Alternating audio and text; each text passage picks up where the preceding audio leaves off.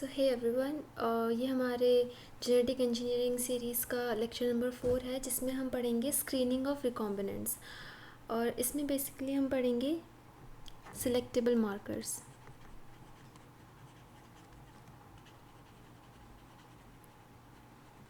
ठीक है, सबसे पहले तो सिलेक्टेबल मार्कर्स क्या होते हैं।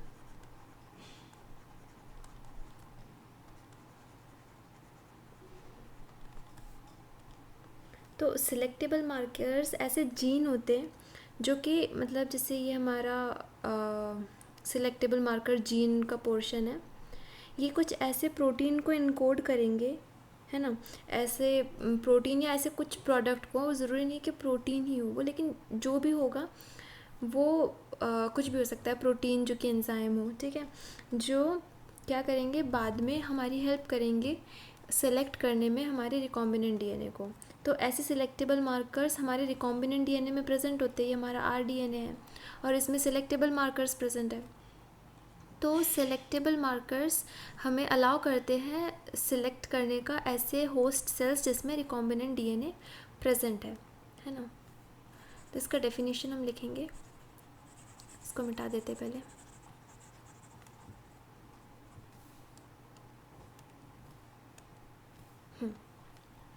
So selectable markers are the genes that encode product that allow selection of transformed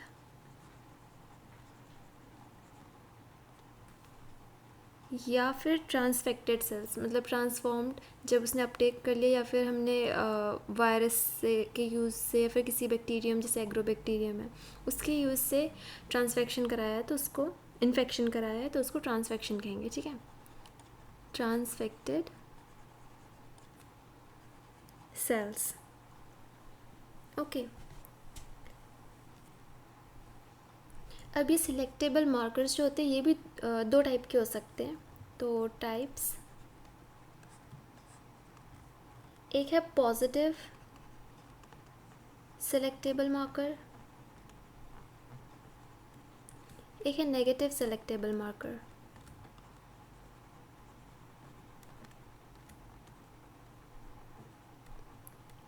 ठीक है, अब जो पॉजिटिव सिलेक्टेबल मार्कर है ना, वो ऐसे होते हैं जो हमारे ट्रांसफॉर्म्ड होस्ट सेल है उसको उसके ग्रोथ को प्रमोट करते हैं, है ना।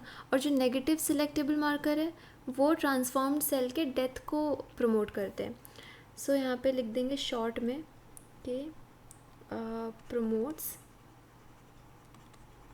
The growth of transformed cells। और यहाँ पे लिख देंगे प्रमोट भी लिख सकते हैं या फिर हम लिख सकते हैं कि results in the death of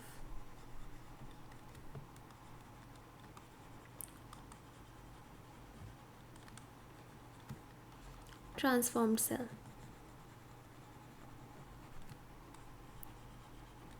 ठीक है, तो इसमें जैसे ये हमारा पेट्री प्लेट है, यहाँ पे बहुत सारे सेल्स है, कुछ सेल्स ट्रांसफॉर्म्ड है कुछ सेल्स ट्रांसफॉर्म नहीं है। तो ये जो पॉजिटिव सिलेक्टेबल मार्कर है वो क्या करेगा कि समझो यहाँ पे मीडियम में हमने कुछ ऐसा डाला है जिसके कारण से जो ट्रांसफॉर्म्ड सेल है वही वहाँ पर अलाइव बच पा रहे हैं, क्योंकि ट्रांसफॉर्म्ड सेल में ऐसे कंपोनेंट है जो उसे हेल्प कर रहा है अलाइव रहने में। ठीक है, और जो बाकी जो नॉन ट्रांसफॉर्म्ड सेल है वो डेड हो जा रहे हैं क्योंकि उसमें वो कंपोनेंट ही नहीं है जो रिकॉम्बिनेंट डीएनए में है। ठीक है, तो इससे हम सिलेक्ट कर सकते हैं सिलेक्टिवली, ये इंड्यूस कर सकते हैं कि ओनली इंश्योर कर सकते हैं, हम सॉरी सो हम ये इंश्योर कर सकते हैं कि हमारा जो ट्रांसफॉर्म्ड सेल है वही सिर्फ अलाइव है और जो नॉन ट्रांसफॉर्म्ड सेल है वो डेड हो चुका है। और नेगेटिव सेलेक्टेबल ऐसे होते हैं जिसमें जो मीडिया में समझो कुछ है यहाँ पर, लेकिन जो ट्रांसफॉर्म्ड सेल है वो सेंसिटिव है उस कंपोनेंट से जो मीडिया में प्रेजेंट है, और due to that it's gonna die in the culture, है ना, जिसके कारण से वो मर जाएंगे और हमें पता चल जाएगा कि उसमें रिकॉम्बिनेंट डीएनए है। ठीक है, तो इसको हम कह सकते हैं सिलेक्टिव, इसको हम कह सकते हैं काउंटर सिलेक्टेबल, है ना, मतलब ये सिलेक्ट कर रहा है उन सेल्स को जो ट्रांसफॉर्म्ड है, और ये सिलेक्ट कर रहा है उनको जो ट्रांसफॉर्म नहीं है, और जो ट्रांसफॉर्म्ड है उनको ख़त्म कर दे रहा है। अब देखो इनके भी ना दो टाइप्स और है। ठीक है, जैसे मतलब सेम टाइप्स है बट नेगेटिव और पॉजिटिव का डिफरेंस आ जाता है, तो मैं एक एक ही बार लिख दे रही हूँ, आप लोग समझ जाना, दोनों में वैसा ही है। जैसे पॉजिटिव सिलेक्टेबल मार्कर के दो टाइप्स और हैं। फर्स्ट है कंडीशनल पॉजिटिव और सेकंड है नॉन कंडीशनल।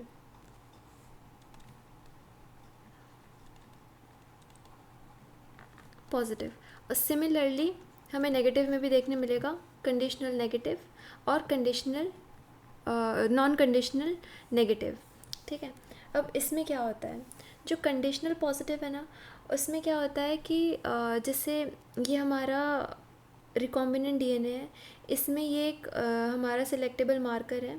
अब कंडीशनल पॉजिटिव सिलेक्टेबल मार्कर क्या करेगा कि जैसे हमारे मीडिया में जो सब्सटेंस है उससे उससे हमें मतलब जो हमारे रिकॉम्बिनेंट डीएनए है उसको बचाएगा। अगर वो टॉक्सिक है दूसरे नॉन रिकॉम्बिनेंट सेल्स के लिए, तो ये प्रिवेंट करेगा उस टॉक्सिसिटी को हमारे रिकॉम्बिनेंट या ट्रांसफॉर्म्ड सेल के को मारने से। ठीक है, जैसे समझो ये मीडिया है और मीडिया में कुछ ऐसा प्रेजेंट है जो non recombinant non transformed cell जो है उनको किल कर रहा है, लेकिन अगर उस सेल के पास हमारा रिकॉम्बिनेंट डीएनए है तो उसका ये जो कंपोनेंट है जो कि कंडीशनल पॉजिटिव सेलेक्टेबल मार्कर है, वो उसको हेल्प करेगा उस मीडिया के उस कंपोनेंट से किल होने से बचने के लिए, है ना। तो वो होता है conditional positive.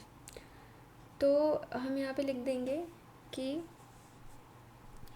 It confers resistance to the toxic substance present in the culture media लिख सकते हैं, है ना, या फिर in the substrate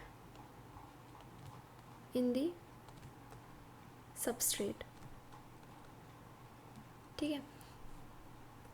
अब नॉन कंडीशनल क्या होते हैं, इसमें ना मतलब ऐसा नहीं है कि आपको कुछ ज़रूरत पड़ रही है, इसमें बस ऐसा है कि वो जो हमारा सिलेक्टेबल मार्कर है वो उस सेल को हेल्प कर रहा है ग्रो और ग्रोथ, उसकी ग्रोथ को प्रमोट कर रहा है बेसिकली, है ना।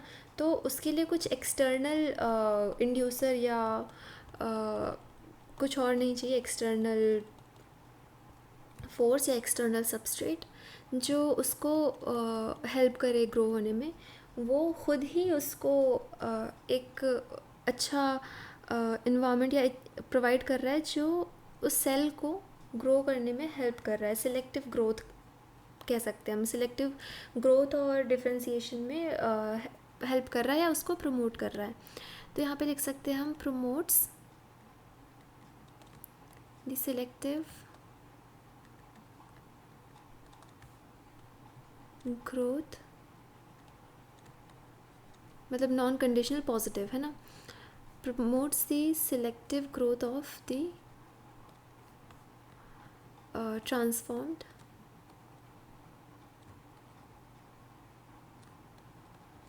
cell and don't require external substrate। ठीक है, ये हो गया सिलेक्टेबल मार्कर। अब इसकी तरह एक और चीज़ एक आती है जो कि है screenable marker.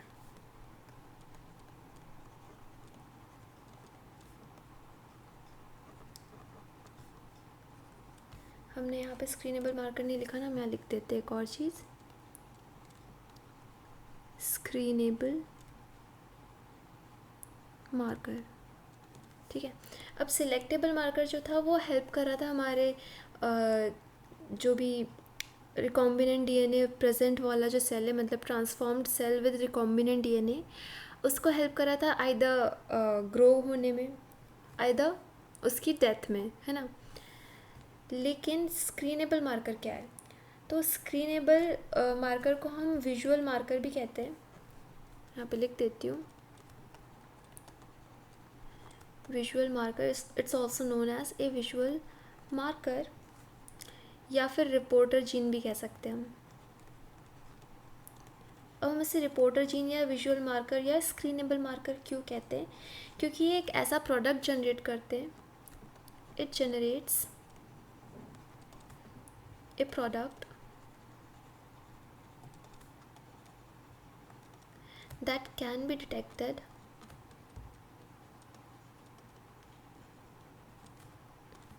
using a simple and often quantitative assay। Quantitative ऐसे क्या होता है जिसमें हम क्वांटिटी या कॉन्सेंट्रेशन पता कर सकते हैं किसी भी हमारे सैम्पल का, है ना। तो स्क्रीनेबल मार्कर बेसिकली यही करता है और हमें विजुअलाइज कराता है। जैसे समझिए, या तो वो कलर प्रोड्यूस कर देगा जिसको हम क्वांटिटेटिव ऐसे कर सकते हैं उसका, है ना। लेकिन स्क्रीनेबल मार्कर ऐसा था जो सिलेक्ट कराता है ट्रांसफॉर्म्ड सेल को, मतलब वो पर्टिकुलर सेल को सिलेक्ट कर देता है ना, या तो सिलेक्ट कर देता है या तो सिलेक्टिवली उसको ग्रो करा देता है या फिर सिलेक्टिवली उसको किल कर देता है। और स्क्रीनेबल मार्कर अगर वो प्रेजेंट है उस मीडिया में तो या तो कलर प्रोड्यूस करेगा या तो कलर प्रोड्यूस नहीं करेगा, इट डिपेंड्स, है ना, कि हम कौन सा ऐसे कर रहे हैं। इसमें हम मोस्टली जो हमारे आरएनए है और प्रोटीन है उनके प्रोडक्ट को मेजर करते हैं। तो ऐसा लिख सकते हैं कि जीन एक्सप्रेशन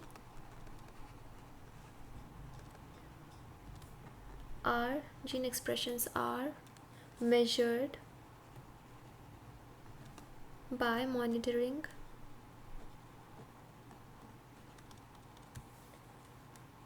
the RNA या फिर protein product that are made।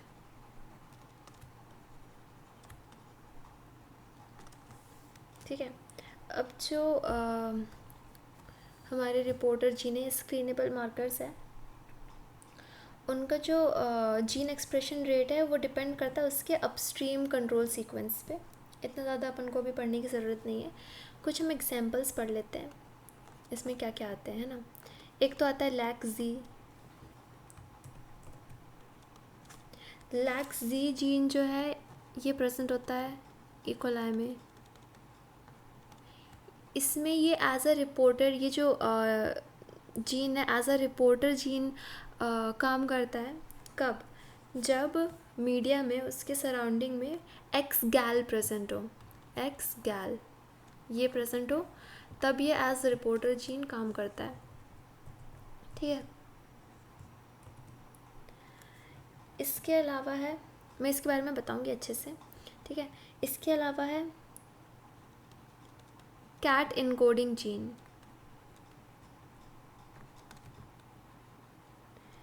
ये भी होता है ई कोलाई में और इसका फुल फॉर्म क्या है कैट का? क्लोराम्फेनिकोल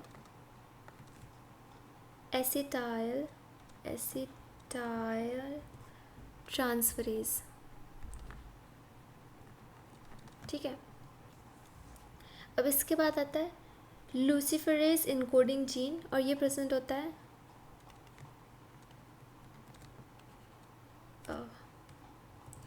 लूसिफरेज इनकोडिंग जीन, और ये प्रेजेंट होता है फायरफ्लाइज में। ठीक है, अब ये सब करते क्या है, जो कैट इनकोडिंग जीन है वो ट्रांसफ़र करता है एसिटाइल ग्रुप को एसिटाइल कोएंजाइम से एंटीबायोटिक में, जो कि है क्लोराम्फेनिकॉल। देखो, क्लोराम्फेनिकॉल एसिटाइल ट्रांसफरेज, मतलब वो एसिटाइल ग्रुप को ट्रांसफ़र करता है from acetyl coenzyme A to the antibiotic chloramphenicol. ठीक है, इससे हम सिलेक्टिवली स्क्रीन कर सकते हैं। ठीक है, उसके बाद आता है ल्यूसीफरेज इनकोडिंग जीन। तो ल्यूसीफरेज इनकोडिंग जीन जो कि फायरफ्लाई में प्रेजेंट होता है, ये प्रोड्यूस करता है एक एंजाइम जो कि है ल्यूसीफरेज। तो ये एंजाइम जो है वो कैटलाइज करता है ल्यूसीफेरिन के ऑक्सीडेशन का। ध्यान से सुनना, ल्यूसीफेरिन के ऑक्सीडेशन का कैटालिसिस करता है ल्यूसीफरेज। ठीक है, जिससे येलो ग्रीन लाइट, मतलब येलो ग्रीन कलर की लाइट प्रोड्यूस होती है, जिसको हम लो लेवल्स में भी अगर प्रेजेंट होना तो हम उसको डिटेक्ट कर सकते हैं। एक बार फिर से बता रही हूँ, लैक जी जीन क्या होता है। लैक जी जीन लैक ओपेरॉन का स्ट्रक्चरल पार्ट है, स्ट्रक्चरल जीन है ना। तो ये जीन क्या करता है, ये प्रोड्यूस करता है एक एंजाइम जो कि है बीटा गैलेक्टोसाइडेज। अब ये जो बीटा गैलेक्टोसाइडेज है वो काम करता है एक्स गैल के प्रेजेंस में, मतलब जब उसके सराउंडिंग में एक्स गैल प्रेजेंट हो तो जो बीटा गैलेक्टोसाइडेज है वो क्या करेगा, इस एक्स गैल को ब्रेक कर देगा, उसको हाइड्रोलाइज कर देगा, उसके साथ रिएक्ट करके ब्लू कलर प्रोड्यूस करेगा।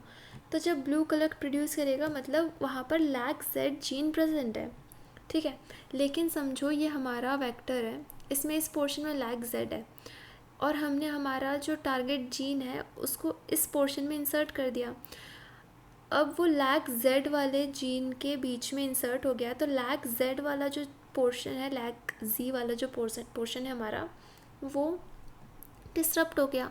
अब उसके डिसरप्ट होने के कारण वो प्रोटीन भी नहीं प्रोड्यूस कर पाएगा, उसमें से कोई एंजाइम प्रोड्यूस नहीं होगा, क्योंकि वो पूरा जीन ही डिसरप्ट हो चुका है ना। तो उसके जीन डिसरप्ट होने के कारण कोई प्रोटीन नहीं बनेगा, मतलब बीटा गैलेक्टोसाइडेज भी नहीं बनेगा। अब जब बीटा गैलेक्टोसाइडेज नहीं बनेगा तो एक्स गैल जब प्रेजेंट होगा तो वो उसको ब्रेक भी नहीं करेगा। अब उसको ब्रेक नहीं करेगा तो ब्लू कलर भी नहीं आएगा। तो जब ब्लू कलर नहीं आता है, वाइट कलर आता है, मतलब कि हमारे सेल में रिकॉम्बिनेंट डीएनए प्रेजेंट है। लेकिन अगर रिकॉम्बिनेंट डीएनए नहीं प्रेजेंट है यहाँ पर, तो इस प्लाज्मिड में नॉर्मल प्लाज्मिड है, तो ये जब नॉर्मल प्लाज्मिड है तो उसमें लैक जेड प्रेजेंट है, तो वो बीटा गैलेक्टोसाइडेज प्रोड्यूस करेगा। तो जब बीटा गैलेक्टोसाइडेज प्रोड्यूस करेगा तो एक्स गैल को ब्रेक कर देगा। एक्स गैल को जब ब्रेक करेगा तो ब्लू कलर इंड्यूस होगा। तो ब्लू कलर प्रोड्यूस हुआ, मतलब कि हमारे ट्रांसफॉर्म्ड सेल में रिकॉम्बिनेंट डीएनए नहीं है, वो नॉर्मल वेक्टर है हमारा, सिर्फ प्लाज्मिड है। ठीक है, वैसे ही कैट एनकोडिंग जीन है, इसमें भी सिलेक्टिवली स्क्रीन करते हैं। ठीक है, जिसमें एसिटाइल ग्रुप को उठा के ये क्या करता है जीन, क्लोराम्फेनिकॉल को दे देता है। कहाँ से एसिटाइल ग्रुप उठाया उसने, एसिटाइल कोएंजाइम ए। कहाँ पे सुना है ये आपने, बताओ। एसिटाइल कोएंजाइम ए कहीं तो सुना होगा। ये सुना है आपने ग्लाइकोलिसिस के बाद, जब वो टीसीए साइकिल में जाता है तो वो पायरुवेट से जब टीसीए साइकिल की तरफ जाता है ना, 3 कार्बन वहाँ से उधर जाता है, तो यहाँ पे एसिटाइल कोएंजाइम ए ग्रुप आता है, याद करो, एटीपी के साथ, है ना। तो वही वाला जो एसिटाइल कोएंजाइम ए ग्रुप जो निकलता है यहाँ से, तो जो वहाँ से एसिटाइल ग्रुप को उठाता है और उसको ट्रांसफ़र कर देता है क्लोराम्फेनिकॉल में। वैसे ही लूसीफेरेज है, लूसीफेरेज इनकोडिंग जीन है। ये जीन लूसीफेरेज एंजाइम को इनकोड करता है, और ये लूसीफेरेज एंजाइम लूसीफेरिन का ऑक्सीडेशन कराता है। यहाँ पे लिख देती हूँ लूसीफेरिन। तो ये लूसीफेरिन का ऑक्सीडेशन कराया, जिसके कारण से येलो ग्रीन कलर इंड्यूस हुआ, येलो ग्रीन लाइट टाइप की, है ना। तो ये जो येलो ग्रीन लाइट एमिट हुआ है, इसका जो एमिशन हुआ है उसके कारण से हम इसको डिटेक्ट कर सकते हैं। तो जब हम डिटेक्ट करेंगे तो वो इन छोटे से छोटे लेवल में भी, मतलब बहुत कम लेवल में भी प्रेजेंट है अगर ये येलो ग्रीन लाइट, तो भी वो डिटेक्ट हो सकता है ना। अब एक लास्ट हमारा एग्जाम्पल है, वो है GFP इनकोडिंग जीन। अब GFP इनकोडिंग जीन क्या होता है? जो GFP का फुल फॉर्म क्या है, पहले ये लिख देते हैं। यह है green fluorescent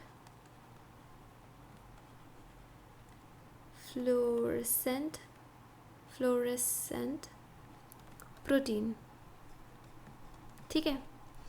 green fluorescent protein, इससे समझ में आ रहा होगा कि इसमें फ्लोरेसेंस है। और ये कहाँ प्रेजेंट होता है? ये प्रेजेंट होता है जेलीफिश में, ठीक है। तो ये जो GFP प्रोटीन है ये बायोल्यूमिनेसेंस प्रोड्यूस करता है। बायोल्यूमिनेसेंस जो कि जेलीफिश प्रोड्यूस करते हैं, है ना। मोस्टली हम देखेंगे जेलीफिश चमकते हैं ना अंधेरे में, तो उसमें से हम ये GFP प्रोटीन जो है वो निकाल लेते हैं। और ये GFP प्रोटीन आजकल बहुत ज़्यादा यूज़ होने लग गया है। क्यों? क्योंकि उसके यूजेस के कारण, ठीक है। अब GFP प्रोटीन्स को ना फ्यूजन टैग में भी यूज़ किया जाता है। आपको फ्यूजन टैग नहीं पता होगा, मैं बताऊंगी बाद में। फ्यूजन प्रोटीन, इसमें क्या करते हैं कि किसी प्रोटीन के साथ GFP को टैग कर दिया ऐसे, ठीक है। तो वो हम क्यों करते हैं? क्योंकि ये फ्लोरेसेंस इमिट करते हैं, और मतलब बायोल्यूमिनेसेंस या फ्लोरेसेंस, है ना, इमिट करते हैं। अब इसके फ्लोरेसेंस इमिट करने के कारण से हम इसको ट्रैक कर सकते हैं। और अगर हम ट्रैक कर सकते हैं मतलब कि अब ये इस प्रोटीन के साथ कॉन्जुगेटेड है, मतलब इसके साथ ये जुड़ा हुआ है ना। अब इसके साथ जुड़े होने के कारण ये प्रोटीन जो भी करेगा, जहाँ भी जाएगा, हम उसको ट्रैक कर सकते हैं। तो इस प्रोटीन के इसकी स्टडी के लिए हम GFP यूज़ कर सकते हैं। ऐसे ही इस GFP को हम screenable as a screenable marker भी यूज़ कर सकते हैं, है ना। उसको बेसिकली सेल में ट्रांसफेक्ट किया जाता है, उसके बाद उसको मॉनिटर किया जाता है, मतलब उसको ट्रैक किया जाता है बेसिकली, है ना। ओके, नेक्स्ट है स्क्रीनिंग। तो स्क्रीनिंग में हम देखेंगे कि इन सब का यूज़ करके हम एक्चुअल में कैसे स्क्रीन कर रहे हैं ना। तो स्क्रीनिंग, सबसे पहले तो स्क्रीनिंग के बारे में थोड़ा सा लिख सकते हैं हम कि screening is the process in which we can detect, ठीक है, the transformed cell and later on selected, है ना। तो जैसे ये सेल है हमारा, उस सेल में रिकॉम्बिनेंट DNA, मतलब कहीं नॉर्मल प्लाज्मिड तो नहीं चला गया, इसमें हमारा ये जीन ऑफ इंटरेस्ट भी है, प्रेजेंट है कि नहीं, ये इससे स्क्रीनिंग के प्रोसेस से हम पता करते हैं, ठीक है। अब स्क्रीनिंग में सबसे इम्पॉर्टेंट है आइडेंटिफिकेशन एंड देन सिलेक्शन, ठीक है। तो सिलेक्शन मेथड बेस्ड होता है उस जो भी हमारा वेक्टर है उसमें जो जीन्स प्रेजेंट है उसके हेल्प से। अब जो सिलेक्शन भी है ना, ये दो टाइप्स के हो सकते हैं, डायरेक्ट सिलेक्शन या इनडायरेक्ट सिलेक्शन, ठीक है। तो हम देखेंगे डायरेक्ट सिलेक्शन में हम इम्पॉर्टेंट दो पढ़ेंगे। फर्स्ट है एंटीबायोटिक रेजिस्टेंस, सेकंड है ब्लू वाइट स्क्रीनिंग। और ये दोनों ही बहुत इम्पॉर्टेंट होते हैं, है ना, ब्लू वाइट स्क्रीनिंग। अब डायरेक्ट सिलेक्शन के बाद इनडायरेक्ट सिलेक्शन।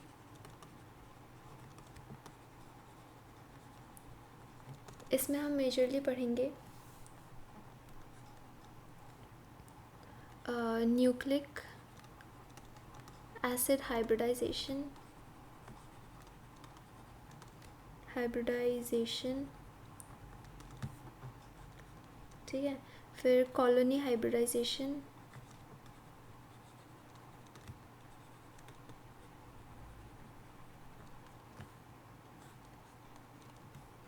इम्यूनोलॉजिकल या फिर फंक्शनल ऐसे लिखते हैं हम यहाँ पे, हम फंक्शनल ऐसे जिसके अंडर इम्यूनोलॉजिकल ऐसे, इम्यूनोलॉजिकल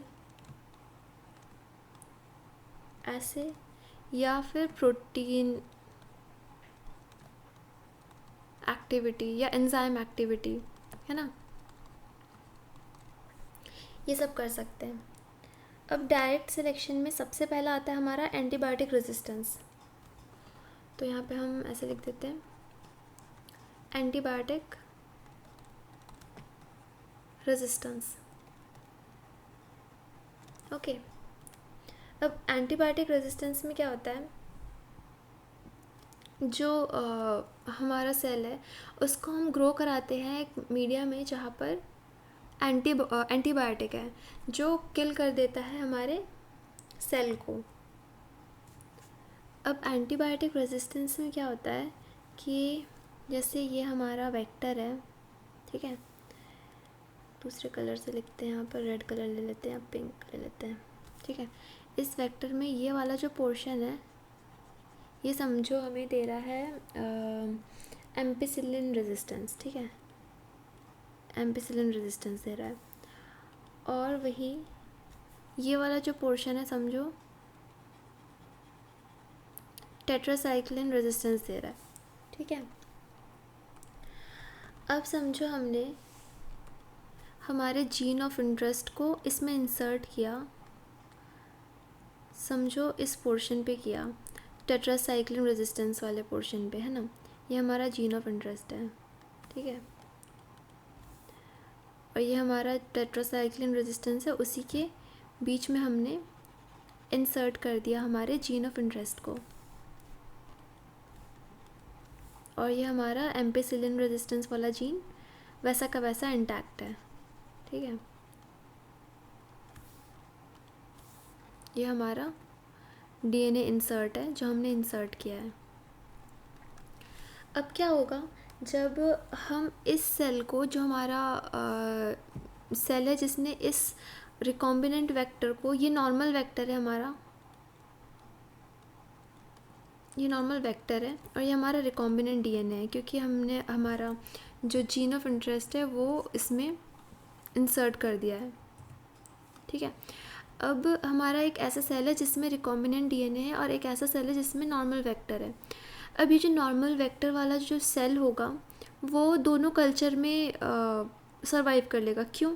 क्योंकि इसमें एम्पिसिलिन रेजिस्टेंस भी और टेट्रासाइक्लिन, और दोनों कल्चर कौन से हैं पहले ये बता देती हूँ। समझो ये फर्स्ट कल्चर है हमारा, कल्चर प्लेट है जिसमें एम्पिसिलिन एंटीबायोटिक है, और ये सेकेंड कल्चर है हमारा जिसमें टेट्रासाइक्लिन एंटीबायोटिक है।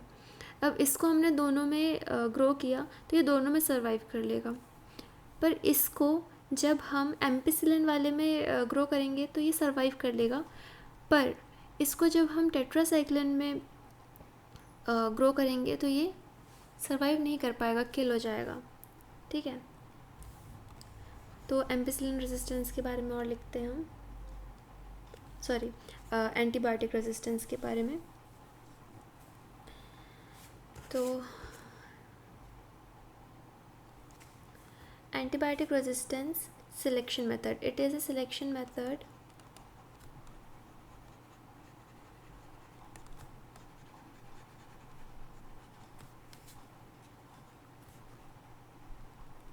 in which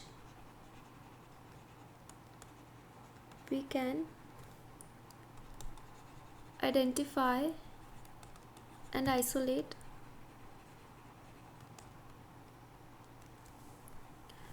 the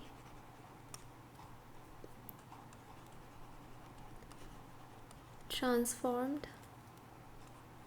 cell with recombinant DNA, ठीक है। अब यहाँ पे हम एक एग्जांपल ले सकते हैं प्लाज्मिड का, जो कि PBr322। So the plasmid PBR322, इसमें है ना 2 टाइप के एंटीबायोटिक रेजिस्टेंस होते हैं, हैज़ 2 एंटीबायोटिक रेजिस्टेंस जीन, ठीक है, और वो यही दोनों होते हैं, मतलब कि एम्पिसिलिन रेजिस्टेंस और टेट्रासाइक्लिन रेजिस्टेंस। तो हैज़ 2 एंटीबायोटिक रेजिस्टेंस जीन्स, जो कि एक है एम्पिसिलिन के लिए, तो हम लिख देंगे एम्पिसिलिन रेजिस्टेंस, और टेट्रासाइक्लिन रेजिस्टेंस, ठीक है। अगर समझो हमने इफ़ द टारगेट डीएनए, जो भी हमारा टारगेट डीएनए उसको हमने इंसर्ट कराया similarly as seen in the figure, so if the target DNA is inserted in the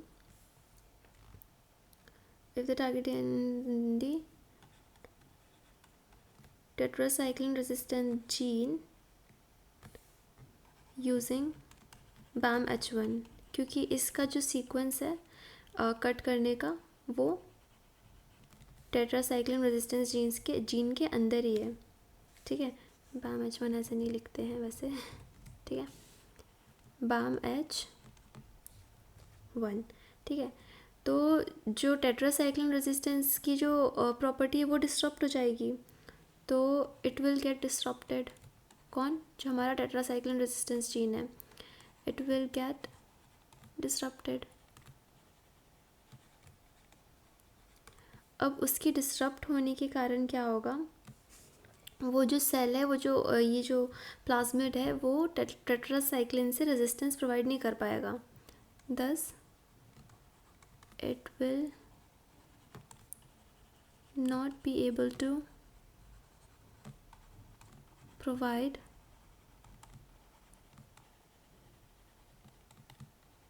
resistance from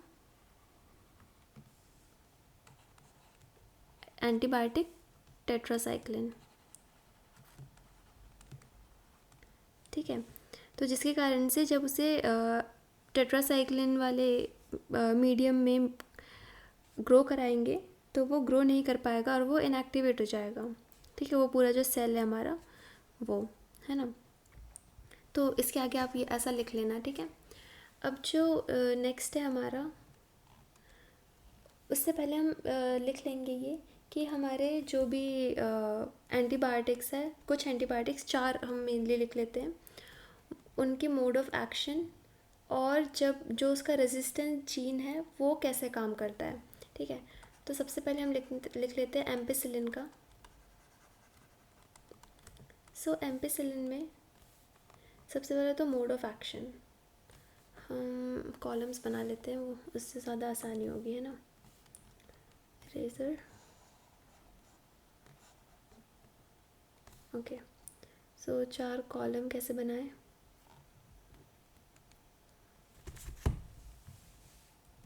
ठीक है। तो ये 4 हमारे कॉलम बन गए। अब इसमें सबसे पहले हम लिखेंगे एम्पिसिलिन, सेकेंड है टेट्रासाइक्लिन,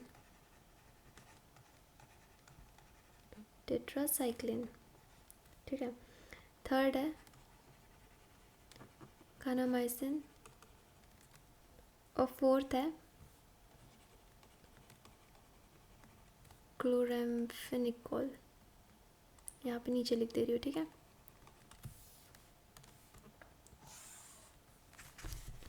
ये लाइन थोड़ी टेढ़ी हो चुकी है,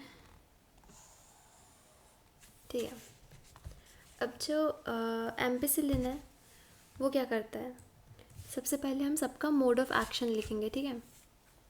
तो यहाँ से मैं एक लाइन खींच दे रही हूँ ऐसे, इसके ऊपर हम लिखेंगे यहाँ पे मोड ऑफ एक्शन सभी के, है ना।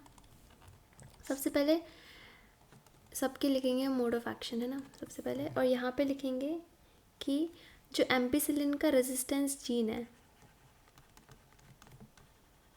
या फिर टेट्रासाइक्लिन का रेजिस्टेंस जीन है या फिर कानामाइसिन का रेजिस्टेंस जीन है, या फिर क्लोराम्फेनिकोल का रेजिस्टेंस जीन है, वो कैसे काम करते हैं। तो सबसे पहले एम्पिसिलिन का मोड ऑफ एक्शन क्या है, इट इनहिबिट्स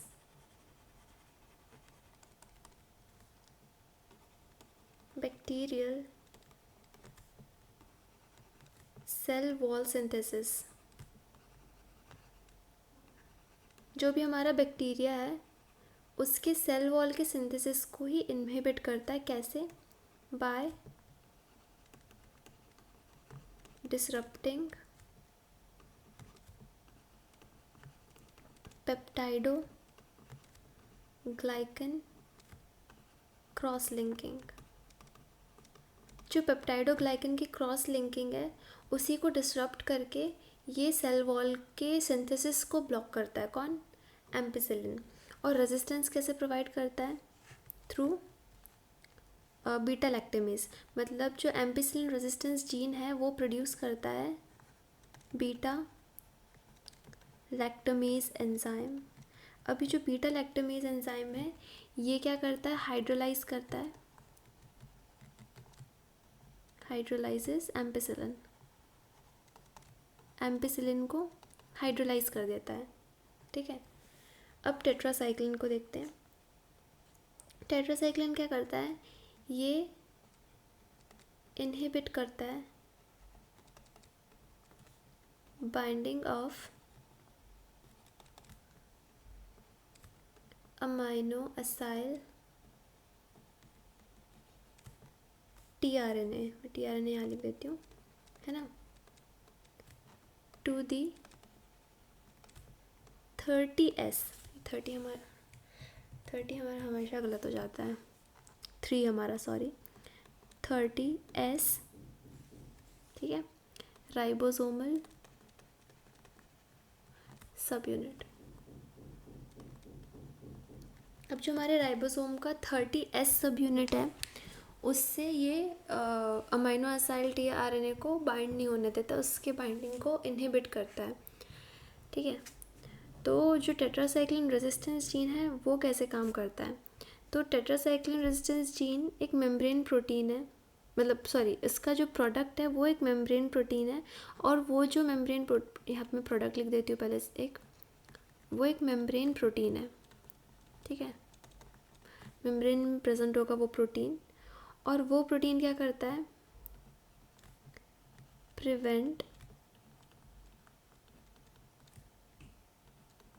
टेट्रासाइक्लिन accumulation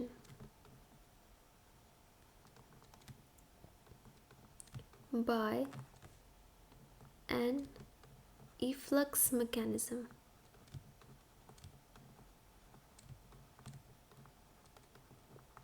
मतलब कि सबसे पहले तो ये कि टेट्रासाइक्लिन क्या करता है, वो राइबोसोम के 30S सब यूनिट में टीआरएनए, अमाइनो असाइल टीआरएनए को बाइंड नहीं होने देता, उसके बाइंडिंग को इनहिबिट करता है ना। और टेट्रासाइक्लिन रेजिस्टेंस जीन क्या करता है, वो एक मेम्ब्रेन प्रोटीन है सबसे पहले तो, और वो प्रिवेंट करता है टेट्रासाइक्लिन के एक्यूमुलेशन को। कैसे, इफ्लक्स मैकेनिज्म से, मतलब वो उसको बाहर निकाल देता है, अगर अंदर आएगा तो उसको बाहर कर देगा, एक्यूमुलेट नहीं होने देगा, उसको इफ्लक्स मैकेनिज्म से बाहर कर देगा। ठीक है, नेक्स्ट हमारा एंटीबायोटिक है वो है कानामाइसिन। कानामाइसिन क्या करता है, इनएक्टिवेट्स ट्रांसलेशन बाय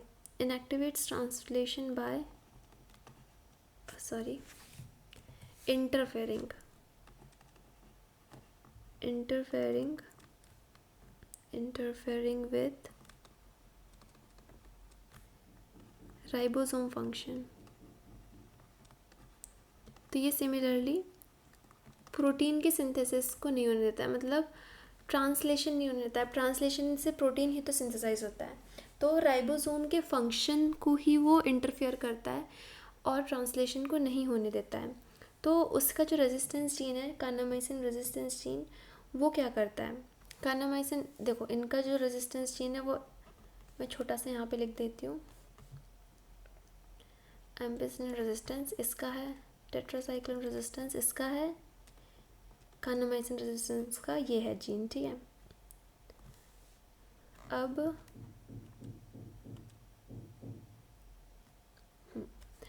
जो कानामाइसिन रेजिस्टेंस जीन है वो एक उसका जो जीन प्रोडक्ट है वो है नियोमाइसिन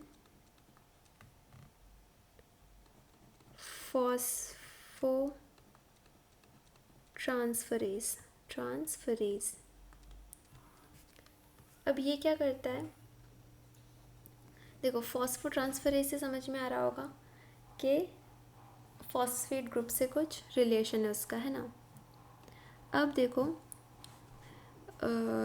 इट इनएक्टिवेट्स, ये जो प्रोडक्ट है मतलब जो रेजिस्टेंस जीन है, कानामाइसिन रेजिस्टेंस जो जीन है वो उसका जो प्रोडक्ट है वो जो एंजाइम प्रोड्यूस कर रहा है ये जो कि नियोमाइसिन फॉस्फोट्रांसफरेज, वो क्या करता है, इनएक्टिवेट्स कानामाइसिन, मतलब वो कानामाइसिन को ही इनएक्टिवेट करता है। कैसे? Bye phosphorylation. फॉस्फोराइलेशन क्या था याद दिलाओ चलो।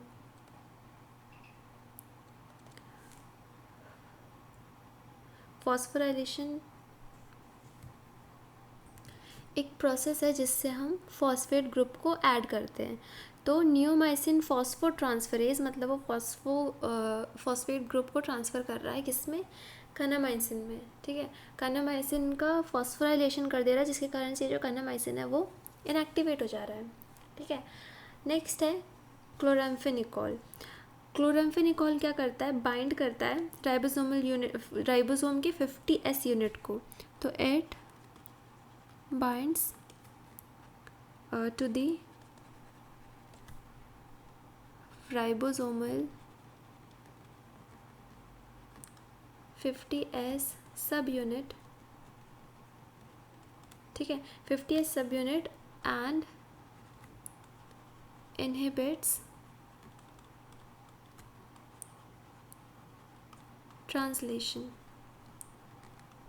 ट्रांसलेशन को इनहिबिट कर देगा, ठीक है। अब इसका जो रेजिस्टेंस जीन है वो है, वो प्रोड्यूस करता है एक प्रोडक्ट जो कि है क्लोराम्फेनिकॉल एसिटाइल ट्रांसफरेज, ठीक है। अब ये क्या करता है, ये कोवैलेंटली अटैच हो जाता है, अटैच कोवैलेंटली, ठीक है, attach covalently to an acetyl group, एक एसिटाइल ग्रुप से कोवैलेंटली अटैच हो जाता है, ठीक है, जिसके कारण से एसिटाइल कोएंजाइम ए बनाता है जो क्लोराम्फेनिकॉल को प्रिवेंट करता है राइबोसोम बाइंडिंग से। देखो क्या होता है कि ये क्या करता है, मैं यहाँ पे डायग्राम से बताती हूँ कि ये क्लोराम्फेनिकॉल एसिटाइल ट्रांसफरेज एंजाइम है। ये क्या करता है, एसिटाइल कोएंजाइम ग्रुप है, ठीक है, एसिटाइल कोएंजाइम, इसमें से एसिटाइल ग्रुप को लिया उसने और इसको कोवैलेंटली अटैच कर दिया क्लोराम्फेनिकॉल से, जिसके कारण से जो क्लोराम्फेनिकॉल है वो राइबोसोमल सब यूनिट से बाइंड नहीं कर पाएगा। अब जब वो बाइंड नहीं कर पाएगा तो उसको इनहिबिट भी नहीं करेगा ट्रांसलेशन को। तो बेसिकली ये ट्रांसफरेज जो क्लोराम्फेनिकॉल एसिटाइल ट्रांसफरेज जो है वो एसिटाइल ग्रुप को क्लोराम्फेनिकॉल में ट्रांसफ़र करा देता है, जिसके कारण से कोवैलेंटली बाइंड कराता है, ठीक है, जिसके कारण से ये इसके सब यूनिट से बाइंड नहीं कर पाता है और ना उसके ट्रांसलेशन को रोक पाता है। तो ये था इन चारों का मोड ऑफ एक्शन और उसके रेजिस्टेंस जीन का मैकेनिज़्म, कैसे वो काम करता है उसका रेजिस्टेंस जीन, ठीक है। हमारा एंटीबायोटिक रेजिस्टेंस वाला पार्ट हो गया। अब नेक्स्ट है हमारा ब्लू वाइट स्क्रीनिंग, जो कि एक बहुत ही इम्पॉर्टेंट है, इसको ध्यान से पढ़ना है ना। Blue white screening. अब ब्लू वाइट स्क्रीनिंग ना कैसे काम करता है, पहले तो इसमें लैग जी जो हमारा जीन था, लैग जी, ये आता है ब्लू वाइट स्क्रीनिंग में। अब ब्लू वाइट स्क्रीनिंग एक इंसर्शनल इनएक्टिवेशन करता है। इसमें इंसर्शनल इनएक्टिवेशन होता है। पहली बात तो इंसर्शनल इनएक्टिवेशन। अब इंसर्शनल इनएक्टिवेशन क्या होता है? इंसर्शनल इनएक्टिवेशन में क्या होता है, जैसे हमने अभी देखा था एंटीबायोटिक रेजिस्टेंस वाले में, ये समझो ये हमारा लैग जी वाला पोर्शन है। अब जो हमारा जीन ऑफ इंटरेस्ट है उसको हमने यहाँ पर इस पोजीशन पे इंसर्ट करा दिया, जिसके कारण से ये जो लैग जी है वो डिस्टर्ब हो गया है। डिस्टर्ब होने के कारण वो अपना प्रोडक्ट नहीं प्रोड्यूस कर पाएगा, मतलब वो इनएक्टिवेट हो चुका है। ठीक है, इसलिए इसको हम कहते हैं इंसर्शनल इनएक्टिवेशन। अब इससे पहले कि हम आगे बढ़े, हम थोड़ा सा लैक ओपेरोन के बारे में जान लेते हैं। देखो, ये हमारा लैक ओपेरोन है, उसमें एक पोर्शन होता है लैक आई जो अपस्ट्रीम प्रेजेंट होता है, प्रोमोटर होता है और ऑपरेटर होता है। ठीक है,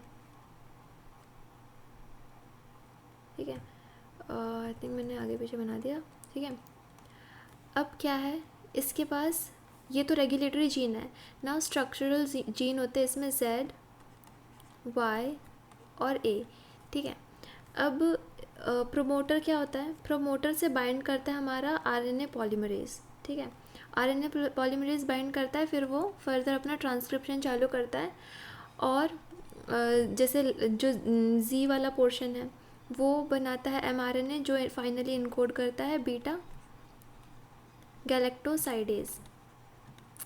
Y वाला जो पोर्शन है वो mRNA प्रोड्यूस करता है जो बनाता है परमीएज। A वाला जो स्ट्रक्चरल जीन है ना, वो प्रोड्यूस करता है ट्रांस एसिटाइलेज। अब जो बीटा गैलेक्टोसाइडेज है वो बेसिकली लैक्टोज को ब्रेक करता है ग्लूकोज और गैलेक्टोज में। ठीक है, लेकिन जब एक्स गैल प्रेजेंट हो तो उसको भी ब्रेक कर देता है। ठीक है, तो इसको हम इसलिए स्क्रीनिंग में यूज़ करते हैं इस वाले पोर्शन को। अब क्या है, नॉर्मली जब लैक्टोज प्रेजेंट होता है, प्रेजेंट नहीं होता है, ठीक है, हम पहले प्रेजेंट नहीं कर रहे हैं, तो जब लैक्टोज प्रेजेंट नहीं है तो ये जो लैग आई है ये रिप्रेसर प्रोड्यूस करता है। ठीक है, ये रिप्रेसर जाके ऑपरेटर में बाइंड हो जाता है, जिसके कारण से RNA पॉल बाइंड नहीं हो पाता है, और जब RNA पॉलीमरेज बाइंड नहीं हो पाएगा तो फर्दर ट्रांसक्रिप्शन नहीं हो पाएगा। लेकिन जब लैक्टोज प्रेजेंट है तो वो एलोलैक्टोज में कन्वर्ट हो जाते हैं, है ना, एलोलैक्टोज बन जाते हैं, और ये एलोलैक्टोज जाके इस रिप्रेसर से बाइंड हो जाते हैं, और इसके बाइंड होने के कारण इसमें कन्फर्मेशनल चेंजेस आ जाता है, जिसके कारण फिर वो फर्दर ऑपरेटर से बाइंड नहीं करता है। अब फर्दर ऑपरेटर से बाइंड नहीं करेगा तो RNA पॉलीमरेज आके प्रोमोटर से बाइंड कर जाएगा, जिसके कारण से फर्दर ट्रांसक्रिप्शन वो करेगा, है ना, और बीटा गैलेक्टोसाइडेज प्रोड्यूस करेगा। ऐसा होता है। ठीक है, अब ब्लू वाइट स्क्रीनिंग में क्या होता है,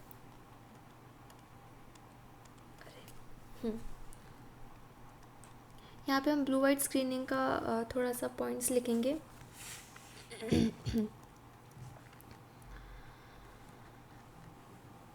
So the gene LAC-Z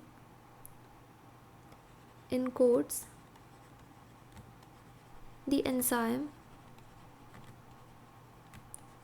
beta galactosidase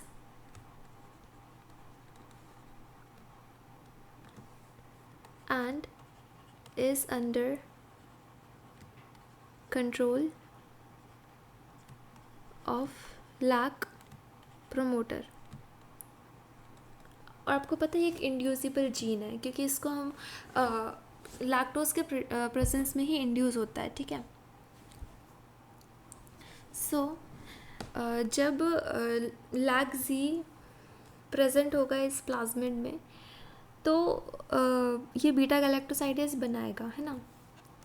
हम यहाँ लिखते हैं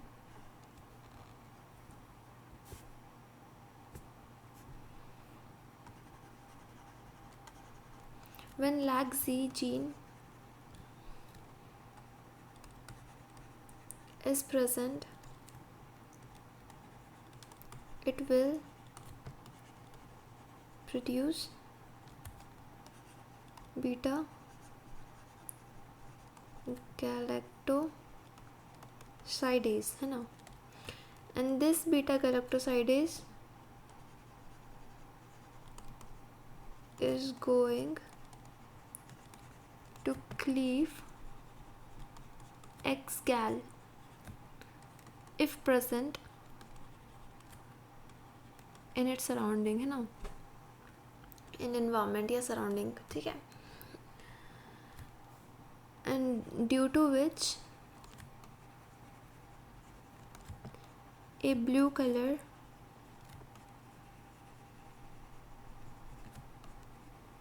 compound can be seen,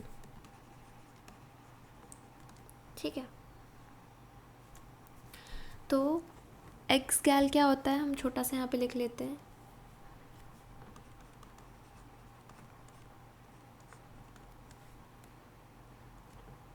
5-bromo 4-chloro, वैसे याद करने की ज़रूरत नहीं होती है पर फिर भी अगर याद कर लो तो बहुत ही अच्छा है, 3-indolil बीटा डी गैलेक्टोपायरानोसाइडेज, ये होता है हमारा एक्स गैल, ठीक है। तो ये इसी को जाके ब्रेक कर देता है। तो ये जो लैग जी है ये कौन से वेक्टर में प्रेजेंट है, प्लाज्मिड में, कौन से प्लाज्मिड वेक्टर में, एग्जाम्पल बताओ। Lac Z is present in the plasmid, बताओ एग्जाम्पल, वेक्टर PUC 18 या PUC 19, ठीक है, इनमें प्रेजेंट होता है लैग जेड जो हमारा जीन है वो, ठीक है, जो सेगमेंट है जीन का वो प्रेजेंट होता है इसमें, जिसको हमने लैब में सिंथेसाइज किया है। अब जो ये जो हमारे लैक ओपेरियन का जो लैग जी पोर्शन है उसमें मल्टीपल क्लोनिंग साइट्स होती है, ठीक है, मल्टीपल क्लोनिंग साइट्स या मल्टीपल रिस्ट्रिक्शन साइट्स, ठीक है, मल्टीपल क्लोनिंग, जहाँ पे हम हमारे डीएनए को, टारगेट डीएनए को इंसर्ट कर सकते हैं,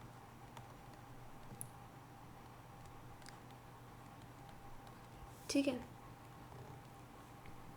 अब फर्दर आता है, ये तो हमारे हो गए 2 डायरेक्ट मेथड्स, है ना।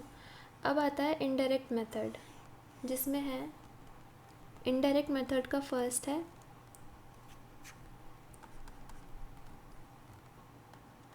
Nucleic acid hybridisation.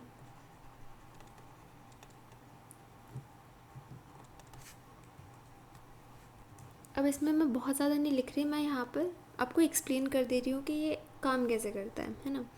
तो न्यूक्लिक एसिड हाइब्रिडाइजेशन में सबसे पहला काम होता है जो हमारे सेल के क्लोन्स बने, ठीक है, उस मतलब ये हमारा ट्रांसफॉर्म्ड सेल है, उसके समझो क्लोन्स बने, ठीक है, उस क्लोन में से एक क्लोन लिया और उसका डीएनए एक्सट्रैक्ट किया, ठीक है, ये उसका डीएनए हमने एक्सट्रैक्ट कर लिया। अब उसके डीएनए जो एक्सट्रैक्ट किया है उसको हमने सबसे पहले तो जेल इलेक्ट्रोफोरेसिस किया।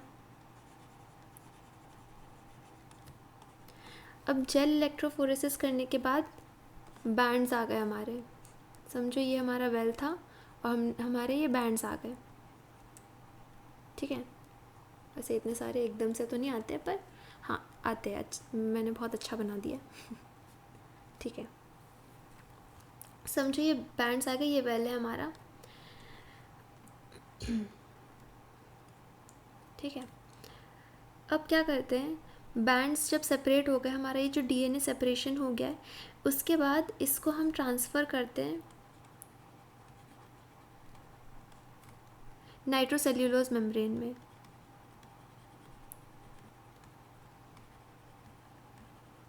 ठीक है। नाइट्रोसेल्यूलोज मेम्ब्रेन में हमने इसको ट्रांसफ़र किया, उसके बाद इस जो डीएनए है उसको हम डीनेचर कर देते हैं। डीनेचर करने का मतलब ये जो डीएनए डबल स्ट्रैंड है उसको कन्वर्ट कर दिया सिंगल स्ट्रैंड में, इसको डीनेचर बोलते हैं। ठीक है, उसको डीनेचर कर दिया डीएनए को, और ये सिंगल स्ट्रैंड में कन्वर्ट हो गया। और ये कैसे करते हैं? हीट, उसको हीट प्रोवाइड करके या फिर यूवी रेडिएशन प्रोवाइड करके उसको डीनेचर कर दिया और सिंगल स्ट्रैंड में कन्वर्ट कर दिया। अब ये जो सिंगल स्ट्रैंडेड डीएनए है ये प्रेजेंट है मेम्ब्रेन में। समझो ये हमारा नाइट्रोसेल्यूलोज मेम्ब्रेन है और उसमें हमारा सिंगल स्ट्रैंडेड डीएनए प्रेजेंट है। अब इसको हम इमर्स करते हैं एक सोल्यूशन में, और ये सोल्यूशन में प्रोब्स प्रेजेंट है, रेडियो एक्टिवली लेबल्ड प्रोब्स। यहाँ पे radio actively labelled probes present है, और इस रेडियो एक्टिवली लेबल्ड प्रोब में हम इस मेम्ब्रेन को सबमर्ज करते हैं या डिप करते हैं। ठीक है, मतलब उसको इंक्यूबेट करते बेसिकली। यहाँ पे हमने इंक्यूबेट कर दिया इस सॉल्यूशन में, और इस सॉल्यूशन में प्रेजेंट है रेडियो एक्टिवली लेबल्ड प्रोब्स। और ये प्रोब्स जाके हमारे टारगेट डीएनए जो हमारा जीन ऑफ इंटरेस्ट है उससे बाइंड हो जाता है। ठीक है, तो binds, the probe binds to the complementary sequence. Complementary sequence से बाइंड हो गया। अब उसके बाद क्या करते हैं, उसको हम वॉशिंग करते हैं। वॉशिंग करने पे जो भी अनहाइब्रिडाइज्ड प्रोब है, मतलब जो उससे नहीं जुड़े, मतलब जो हमारे टारगेट डीएनए, देखो टारगेट डीएनए से जितने जुड़ गए, ठीक है, बाकी जितने नहीं जुड़ पाए वो सारे वॉश आउट हो जाते हैं। उसके बाद एक सेकेंड,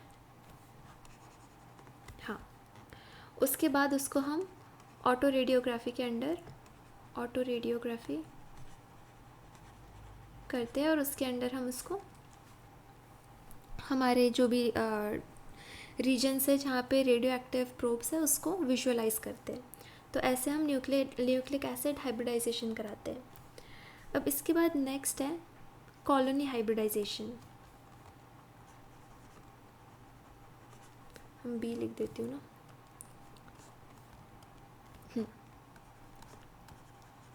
कॉलोनी हाइब्रिडाइजेशन,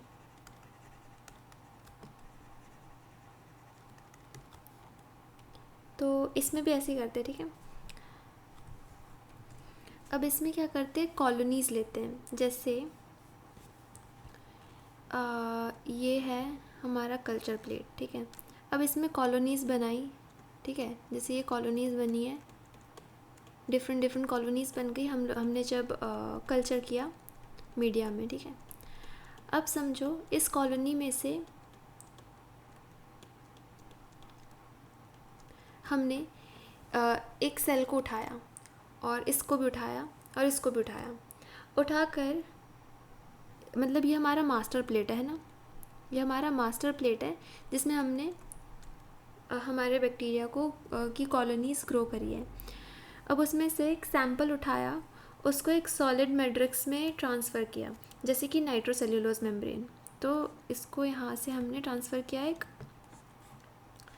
ये हमारा नाइट्रोसेल्यूलोज मेम्ब्रेन है। अब इस नाइट्रोसेल्यूलोज मेम्ब्रेन में क्या होगा, इसको हमने जब ट्रांसफ़र किया उसके बाद उस सेल को लाइस किया। लाइस करने से उसका डीएनए बाहर आ गया, उस डीएनए को डीनेचर किया, और सेम तरीके से उसमें, ठीक है, रेडियो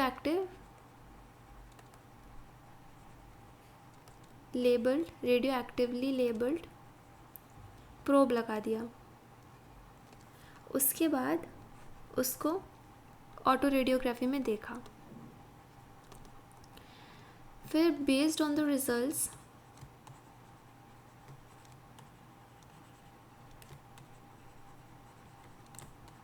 ऑफ एक्सरे फिल्म जो भी है, हमारा जो एक्सरे फिल्म है, ठीक है, एक्सरे फिल्म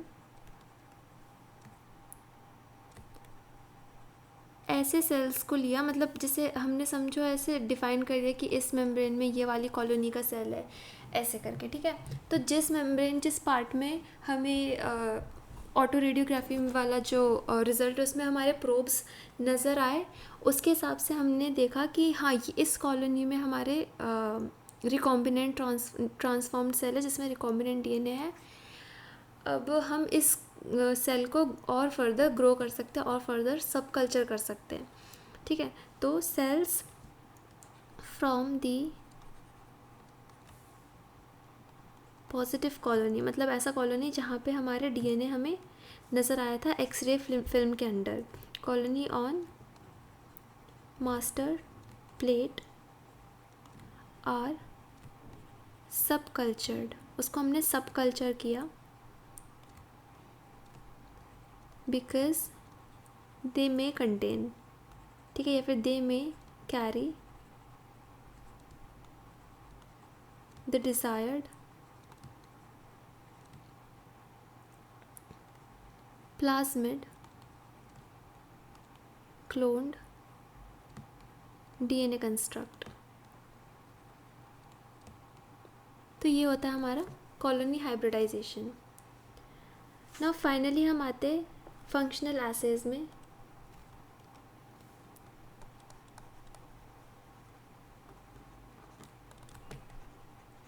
फंक्शनल एसेज में भी हमने दो देखे थे। पहला था इम्यूनोलॉजिकल एसे, इम्यूनोलॉजिकल एसे। इम्यूनोलॉजिकल एसे में ज़्यादा कुछ नहीं, ये बेस्ड होता है एंटीबॉडी एंटीजन रिएक्शन पे, ठीक है।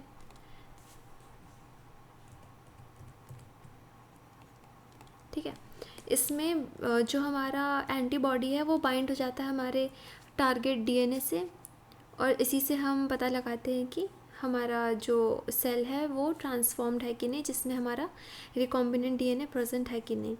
तो इसका मैकेनिज़्म मैं बाद में किसी वीडियो में समझा दूँगी। और नेक्स्ट है प्रोटीन एक्टिविटी। इसमें भी सिमिलर है, जो भी वो प्रोटीन प्रोड्यूस करेगा, प्रोटीन एक्टिविटी, तो उसको हम डिटेक्ट करेंगे, जो भी उसका प्रोटीन एक्टिविटी है उसको हम डिटेक्ट करेंगे, और उसी हिसाब से हम पता लगाएंगे कि जो हमारा सेल है उसमें ट्रांसफॉर्म्ड सेल है कि नहीं, जिसमें रिकॉम्बिनेंट डीएनए है या नहीं, ठीक है। और उस हिसाब से उसको हम सब कल्चर कर सकते हैं। तो ये हमारा फोर्थ लेक्चर ख़त्म हो गया है, जिसमें हमने स्क्रीनिंग ऑफ रिकॉम्बिनेंट्स देखा, सिलेक्टेबल मार्कर्स देखे और स्क्रीनेबल मार्कर्स देखे, स्क्रीनिंग कितने तरीके से हम कर सकते हैं वो सब देखा। So that's all for today, thank you, bye bye.